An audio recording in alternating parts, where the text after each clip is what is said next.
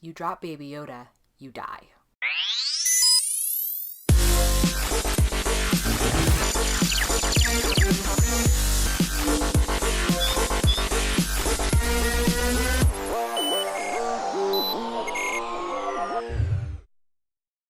Here we are with episode 6 of The Mandalorian. Now this one is called The Prisoner, and it follows Mando. He's integrating with a new group of bounty hunters. Not so new in some ways because he does know some of them, most of them, from a previous past.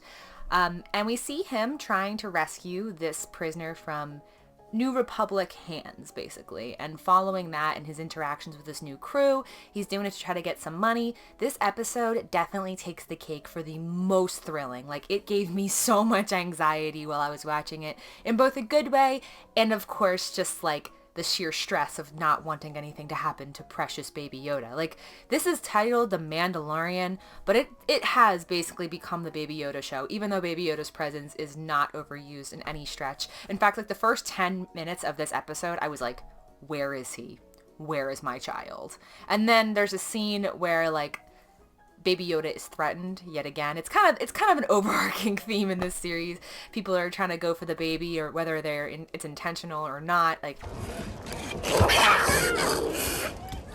the crux of the episode is about Mando and this new team and what he's kind of trying to do for ends meet. Now, one of the things that I thought was kind of strange about this episode is that there wasn't really any lead-in. He just kind of ends up here. There's no, like, reasoning why he specifically went for this. The only tie-in is kind of in the end. He alludes to the fact that of what he thought about this idea in the first place. He's trying to get some money. I really would like us to return back to the main plot of the Empire and everything like that. This episode, though, was so solid that I'm fine with it, kind of. Like, if I could have traded this one for episode 4, I probably would have, with the characters of episode 4 being stronger, but this one just had so much better pacing. So I think that's where I stand on it. And while the aesthetic of this crew is pretty awesome, I forget the name. I think her name was Zeon. She was a Twi'lek. And we had a very, like, diverse squad in a sense. Like, there were a couple from a different planet. There was a droid, of course, and Bill Burr. This is like a cheesy self-help book put in outer space with, like, Muppets. Like, I really don't. No, I know.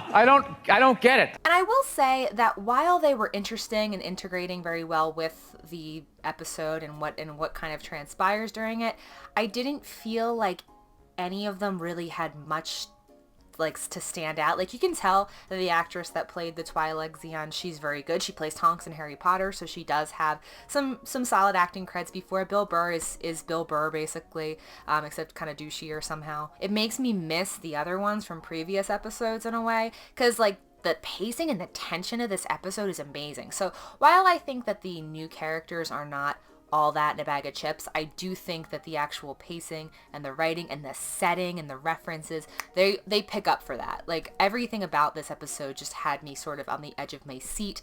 I felt like the shot and the cinematography, the one that what I'm referring to is, like, there's this one with, like, flashing lights, which I guess deserves sort of a warning for anyone who has issues with that, with, like, watching it, if they have, like, epilepsy or something like that. I think that they probably should have issued some kind of warning for that, because it can be a little hard to watch if your eyes are sensitive to that kind of thing.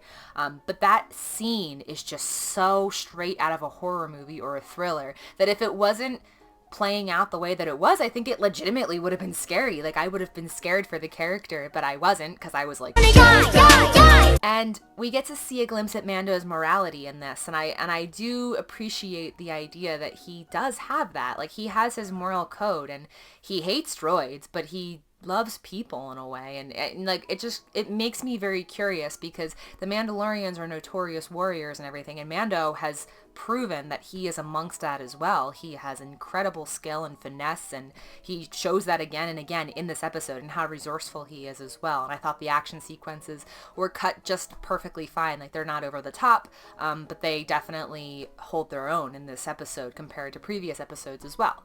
But I felt like that was interesting that they kind of go in on that. I really want more details. Like, that's the thing. I want more. We get to see the New Republic, though, which I thought was so neat. And there's a ton of little like cameos in this. In fact, in the end scene, we get to see 3 directors, one of which that is included is Dave Filoni, and I'm just curious if he made this entire show just so he could have this really cool cameo in it. And I knew instantly too. I'm not always the best at that, noticing like actors and directors and stuff in movies and shows, but he has such a distinct like look about him that I was like, that's Dave Filoni. And that was really cool. Matt Lanter from the Clone Wars, he voiced Anakin. He has a cameo in this as well. I mentioned Tonks from Harry Potter. There's just like a lot of really cool little homages and nods to this. They make a reference to Jar Jar and you know what, we're like 6 episodes in, like that they really did a good job, you know, holding their breaths on that one. They tried, they held off really well. Baby Yoda has an awesome tense situation in this too, and it kind of plays side by side with the other thing that's happening, and you're just like, oh, please be okay.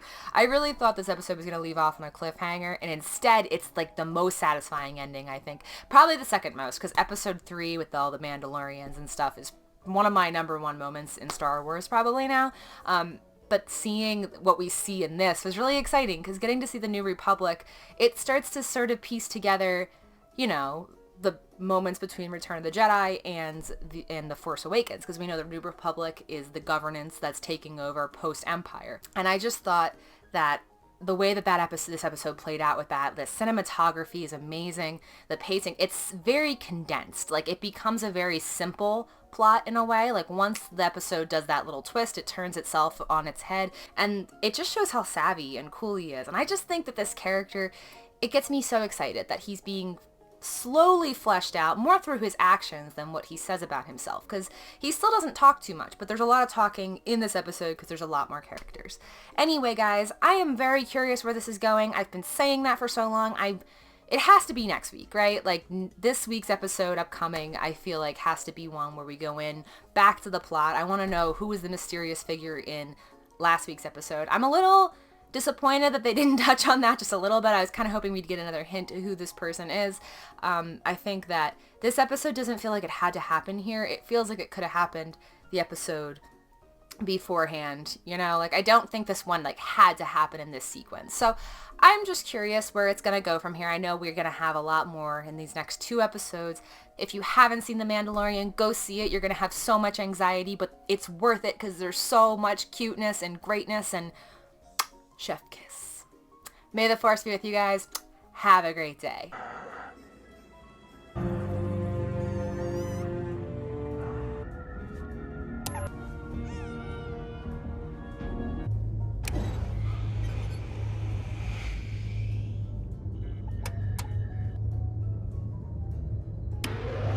Stop touching things.